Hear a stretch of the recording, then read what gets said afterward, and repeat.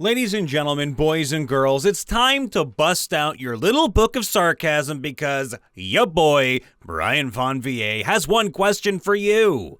What is one change that will fix D&D?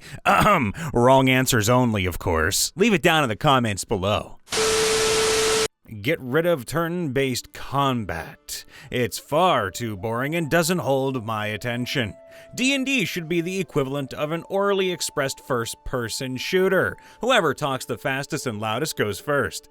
My character class is now Samuel Jackson. Ooh. Counterspell is now renamed I don't remember asking you a goddamn thing! Components as verbal as possible. Eminem out here killing Tarrasques at level 1. Finger of Death now must be roleplayed by flipping the bird to the corresponding person at the table. Better yet, by the way, get rid of the dice too and make players act out their actions. Crap, I invented LARP, LARPing, live action roleplay for all you people out there who don't know what LARP means. The more you know. A microtransaction model to purchase inspirations, situational modifiers, and re-roll the loot table. Okay, I have one. Rangers should start with an artifact at level 1. Yeah, have fun with that one.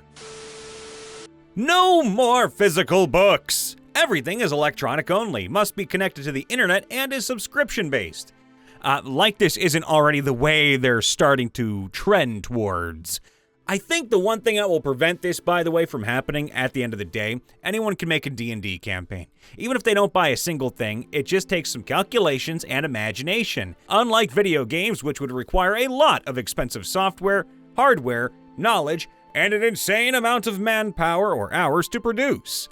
I do think they'll try it anyway, with the main selling point being how much easier and more convenient it is, but at the end of the day, you could still forego their pay-to-play BS and make your own game. All it would take is investing your free time into making it happen, which a lot of players and DMs already do. At the same time, I wouldn't be surprised if they devise some new way to suck money out of us that we don't see coming. Unironically, I think D&D Beyond is a brilliant tool and makes playing D&D a lot more comfortable. Now, the only problem to this is that the only way if someone in your campaign has the books and the collection of books is still required are prohibitively expensive together for a game that the DM has to still do the majority of the work for. Now, I would like to see them actually make an effort to spreading the cost of the game by reducing prices on the core books. I can't see how they wouldn't make money if instead of forcing one person to spend $50, they asked 5 people to spend $15. I also think that D&D is uniquely suited to a subscription model. How many times, realistically, are you going to play D&D in a month? How many months is it going to take to finish a campaign? It's not like WoW where lonely people can play it like a second job and get their money's worth. These things take time, and I can't see how you could fail to extract break even or better out of players and DM paying $7.99 a month for everything. By the way, I hate to be that guy, but hey, Paizo's got you beat, Watsy, because their core rulebook has the player's handbook and DM guide kind of mashed into one for a lot cheaper than the $50 that you gotta pay for all the core books for D&D. Yep, Pathfinder at 1st edition is the best! Instead of a role-playing game, D&D should be a bi-monthly delivery of curated snacks. Not the bi-monthly that's twice a month, the bi-monthly that's every other month. What would you even call that? Delicacies and desserts? Ooh, that sounds got a nice ring to it. Obviously, the answer is bring back Thaco. I haven't heard someone say it's actually pronounced Thac Zero in decades. Ah, the memories. Yeah, it was Thac Zero back in the old school days, but we just call it Thaco because screw it. Wait! How about initiative modifiers based on the weapon being wielded? Everyone should love a +7 any because longsword! Only if we get the weapon type versus armor type attack modifier table as well, by the way. Allow the players to officially override a DM's decision with a charisma check against a DC 15. The DC should be 10 plus the number of years the DM has been playing. I am for that rule because the charisma check's DC against me would be 50. Hey, it doesn't matter. I rolled a nat 20, which means I mind-controlled you. Add breaks in the middle of games. With a mighty swing, you kill the last orc. Your fortress is now secure. And you know what else is secure? Today's sponsor, NordVPN. Hey NordVPN, if you're listening out there, Mr. NordReps, why don't you sponsor us too? Critical failures. In my opinion, it's just more realistic if rolling a nat 1 causes your weapon to break, or makes you critically harm an ally. You're a level 8 fighter, but 5% of the time you make an absolutely boneheaded blunder with your weapon. I loved when my DM in the past decided to do this. And just think, if you use all your attacks, that's a 20% chance of breaking your sword or hitting yourself or your friend each round. Had a new DM do this and it was terribly balanced even against itself. Party melee ranger rolls a nat 1 melee attack, drops their sword and easily picks it back up. Enemy monster nat 1s with their claws, no biggie. They can't drop those, so no penalty. My fighter rolls a nat 1 on his crossbow shot that I make 3 times per round. The crossbow string breaks and I have to use a full action and make a DC 15 sleight of hand check to restring it. Absolutely trash! Oh, by the way, the spellcasters missing attacks would mean they hit their allies because, of course. Any rules question at the table should be submitted to a Reddit thread, and the table should use Reddit's ruling instead of the DM's. Oh, God. Fix the martial caster divide by requiring all characters to multiclass between a martial and a caster. Instant balance! You are not completely wrong. As a half-caster, can I just stick with the one class? No! You have to multi-class between 2 half-casters! Time for my paladin to become a paliger, I guess. One word. D21. You're a scumbag. Bounded accuracy destroys any sense of progression and should be substituted with a logarithmic progression instead. If you don't know what this means, it means literally a logarithm, which is the power to which a number must be raised in order to get some other number. There you go. When I was a teenager, I built a role-playing game with exponential progression. It was actually really nice for a couple of levels, but then it went crazy. If you derived any pleasure from it, that would have been integral to the game. While that's funny, the joke may be approaching its limit. The scriptwriter would like to apologize for the math puns. He didn't write them. But, you know what? There are 10 types of people in the world. Those who understand hexadecimal and F the rest. Bring back alignment languages. There was alignment languages? Someone tell me about that.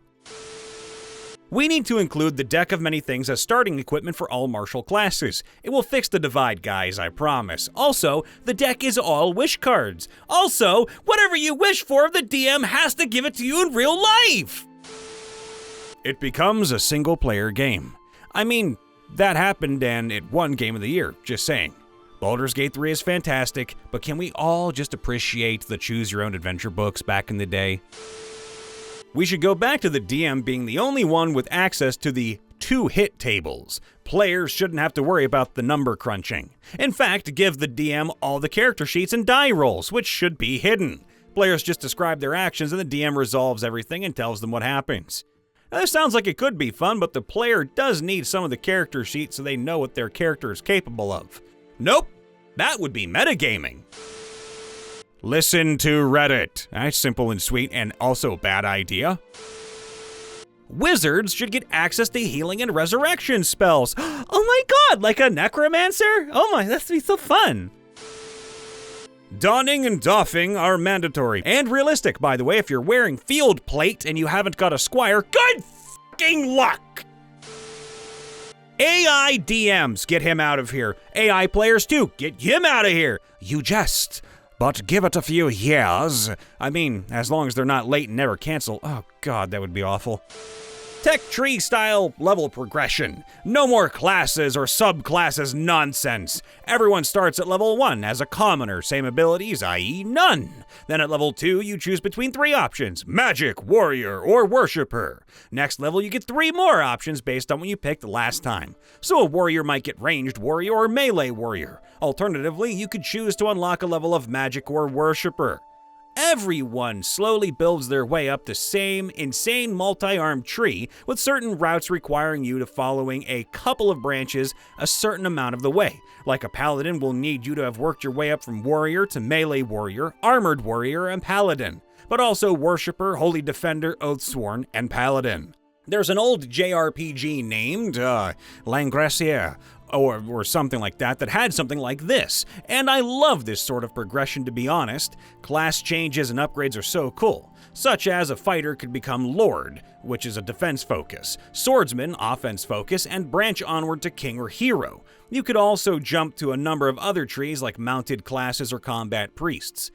A priest, for example, could become a high priest, which is a casting-focused priest, or a bishop, melee combat priest, and branch onward to something like sage or archpriest, etc. I actually really like this way of leveling up too, because it adds a lot of variety and gives you a lot of ideas on some structure too, I just like it. Bring back comeliness and separate wisdom into will and awareness. 8 ability scores are better than 6. Or, let's go even deeper.